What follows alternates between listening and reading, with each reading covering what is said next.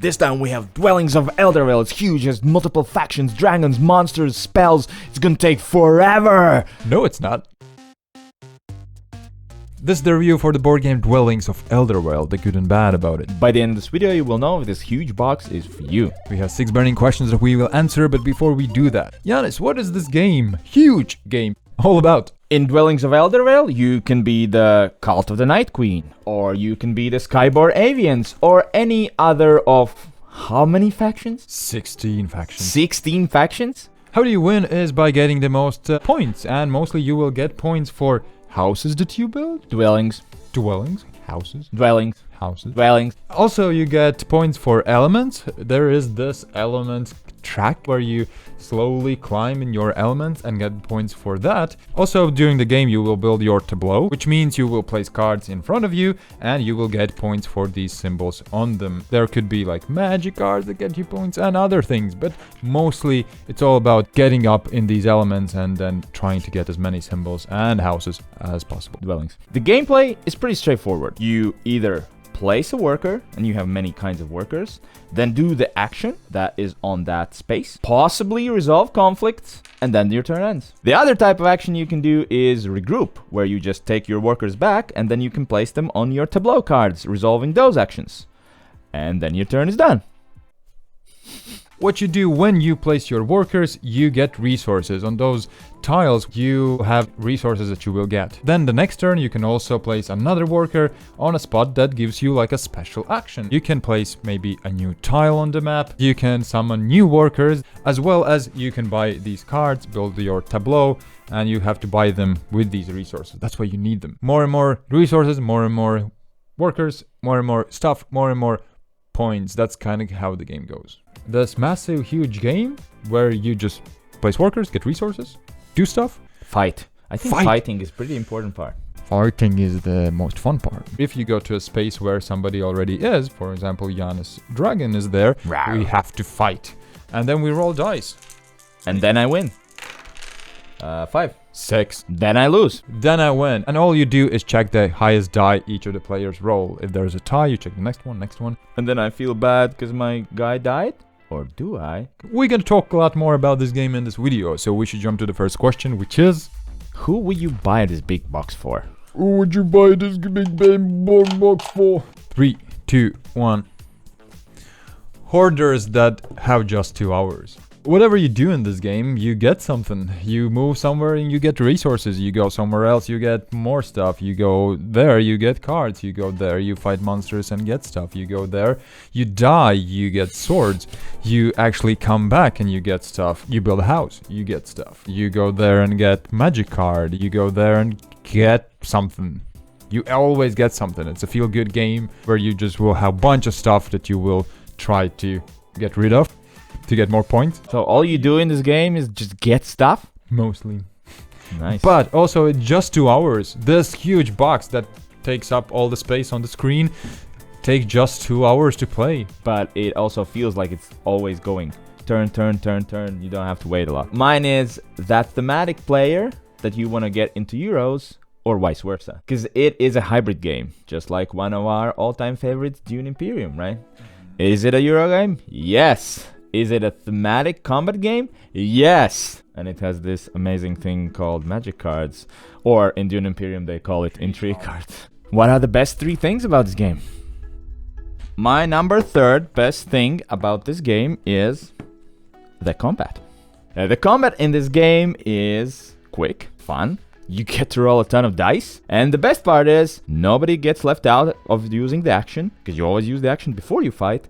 And even if you lose the fight, you get swords as a resource which you can use later on. And depending on the faction you're playing, sometimes you want to die in the combat. So winning's good, losing's good as well, and just fighting is fun. Yes, you always get something and you feel good either way, but the combat is meaningful as well. So yeah, that's a great balance there. Winning combat usually will be better than losing it, but losing it doesn't feel like you're no, you might still. But at least they give you the sword and you're like, thanks. For sure, I completely agree with it. Added to that, monsters as well. I love how monsters work in this game. They are each unique. Fighting with them is just as simple. And there are this one special magic card, which I love so much. I got it on my first game, never after that, but I loved it, where you can dominate the monster and now he becomes your worker. But it just feels so cool to get monster in your control. Such an awesome, just magical kind of power and thing. Yeah. Factions. There are 16 different factions. To both sides of these boards, there are factions. These two sentences right here and right here are what's different about them. Each of your games with different factions will be different, and it's not that easy to also kind of figure them out. You have to test how that power works, and it's super exciting about them. Plus the illustrations as well, there kind of talk to people. People really enjoy them. There's even a freaking cat on a beetle. Just the visuals in general are very functional. I mean, everything's where it should be, yet it's quite pretty. The replay value. So there are so many different factions. The board is going to be laid out every time differently. There are these tableau cards that you can buy, and they're going to come up in different order, and depending on which elements you use in the game, some might not be available at all, and then in other games they might be available. Magic cards that are going to come up, like you said, in the first game you got the monster, and then you haven't gotten any other time. Number one, this game is Quepic. Do you know what Quepic stands for? Quick and epic? Exactly!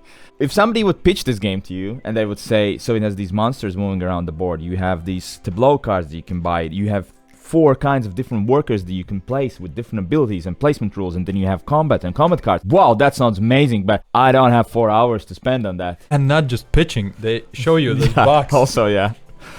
Whoa, no! It's gonna be 2 hours, because once these tiles run out, the game ends.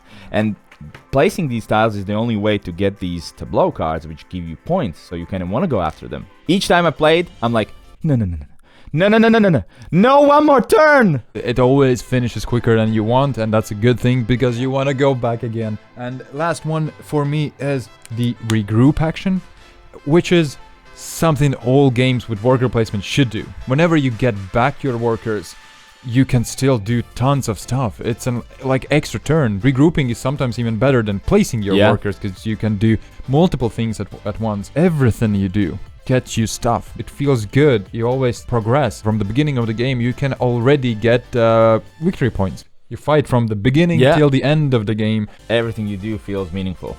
Absolutely. When could this game not be for you?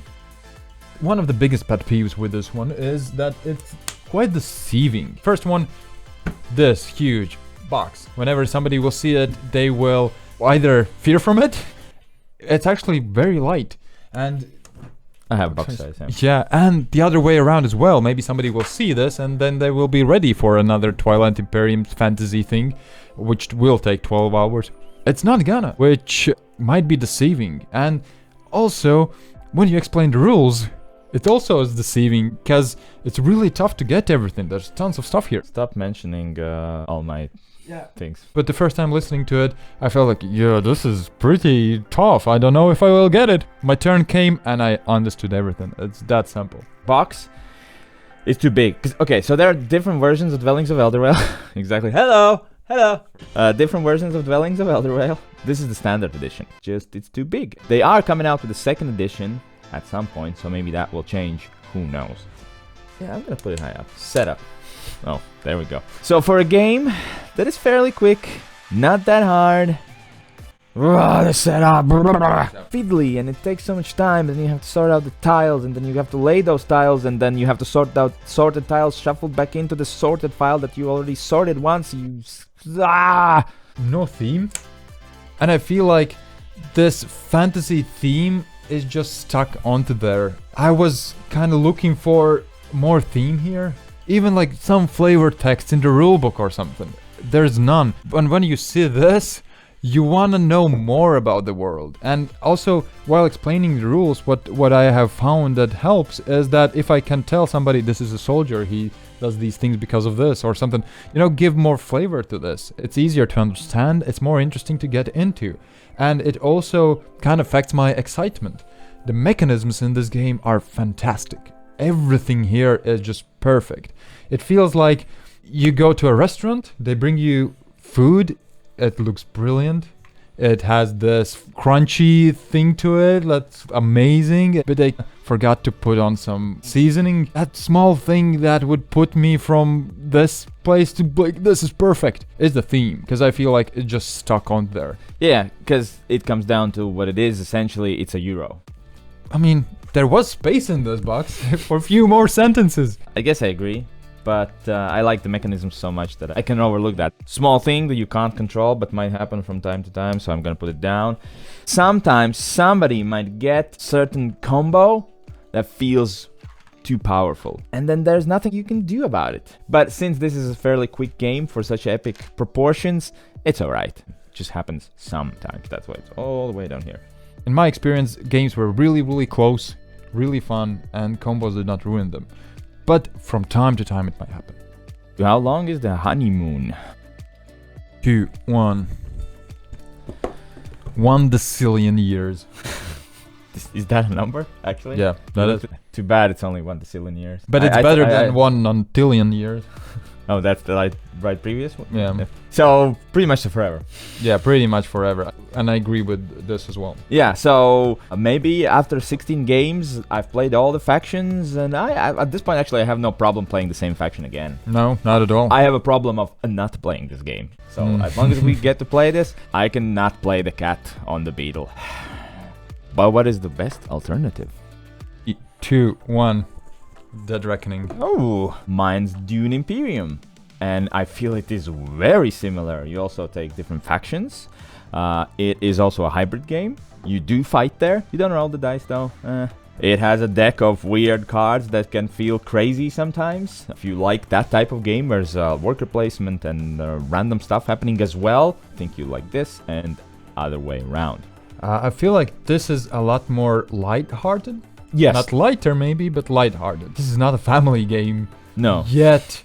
It almost feels like one. Well, mine is Dead Reckoning because I had similar feels. First of all, the combat. Both of these games have very unique combat. They're Eurogame-ish, where you get tons of resources, where you try to explore and get control of different territories. Just colorful, interesting, big Euro games that are lighthearted, I think. What is the final rating? 3, 2, 1. Wow, right in the middle. I have must play, but it's fantastic. I actually put it more to the must-have side. Mechanisms for this game is a must-have. 10 out of 10. They are almost perfect, really. They're super fun. I love it to bits. I really wanna put it on my table and play. Even the setup is not a worry for me. But I just don't feel that big of excitement that I usually do for must-have games. And the biggest thing we talked about as well is the theme. There is none. Yeah, the lack of theme. Yeah. Well, I put it in a must-have because the mechanisms still are awesome. So it's a weird thing. A brilliant game. This game was like a holy grail game for a very long time for me. I couldn't get it anywhere here in Europe, and then I finally traded it. But I just don't feel that it's a must-have. I mean, is it? Isn't it? Now I'm starting to doubt myself. I think it is. I think it is a must-have, yet it somehow has lost some of the seasoning, I think. And everyone who has played at least once wanna go back in. Yeah, and that's amazing. You for sure need to try it. Maybe not must-have, you must play it for sure. You must try it out and try to get your hands on a copy. Can you edit me that my little guy goes to must-have after all? Yeah. Thank you. And that's our ranking for Dwellings of Eldervale.